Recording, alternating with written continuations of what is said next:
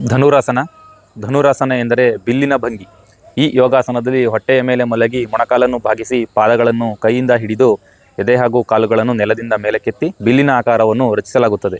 ಈ ಆಸನವು ಬೆನ್ನು, ಎದೆ ಮತ್ತು ಹೊಟ್ಟೆಯ ಸ್ನಾಯುಗಳನ್ನು ಬಲಪಡಿಸುತ್ತದೆ, ಜೀರ್ಣಕ್ರಿಯೆಯನ್ನು ಸುಧಾರಿಸುತ್ತದೆ ಮತ್ತು ದೇಹಕ್ಕೆ ಚೈತನ್ಯ ನೀಡುತ್ತದೆ. ಧನುರಾಸನವನ್ನು ಮಾಡುವ ವಿಧಾನ.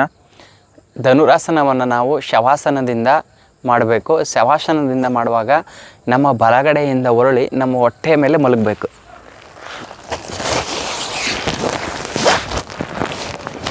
ಮತ್ತು ನಮ್ಮ ಎರಡೂ ಕಾಲುಗಳನ್ನು ಮೇಲೆತ್ತಿ ನಾವು ನಮ್ಮ ಹಿಮ್ಮಡಿಗಳನ್ನು ಆ ಆ್ಯಂಕಲ್ದು ಜಾಯಿಂಟನ್ನು ಹಿಡಿಬೇಕು. ಮತ್ತು ಈಗ ನಾವು ನಮ್ಮ ಹೊಟ್ಟೆಯ ಮೇಲೆ ನಿಲ್ಲಲು ಕಾಲುಗಳನ್ನು ಎತ್ತಿ ಈ ರೀತಿ ಬೆಲ್ಲಿನ ಆಕಾರಕ್ಕೆ ಬರಬೇಕು. ಧನುರಾಸನವನ್ನು ಮಾಡುವಾಗ ಮಾಡಬಾರದ ತಪ್ಪುಗಳು: ಬಲವನ್ನು ಹೆಚ್ಚು ಹಾಕುವುದು, ಉಸಿರನ್ನು ಹಿಡಿದುಕೊಳ್ಳುವುದು, ಕುತ್ತಿಗೆಯನ್ನು ಮುರಿದುಕೊಳ್ಳುವುದು, ಹಿಂದಿನ ಎಲುಬಿಗೆ ಅಧಿಕ ರಕ್ತದೊತ್ತಡ, ಕಾಲುಗಳನ್ನು ಸರಿಯಾಗಿ ಹಿಡಿಯದಿರುವುದು. ಧನುರಾಸನದಿಂದ ಆಗುವ ಪ್ರಯೋಜನಗಳು: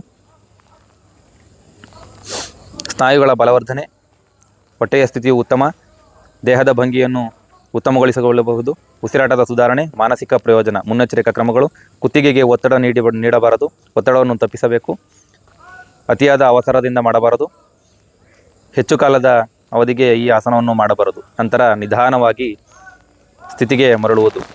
ಧನುರಾಸನವನ್ನು ಮಾಡುವಾಗ ಮಣಿಪುರ ಮತ್ತು ಅನಾಹತ ಚಕ್ರವು ಸಕ್ರಿಯಗೊಳ್ಳುತ್ತದೆ.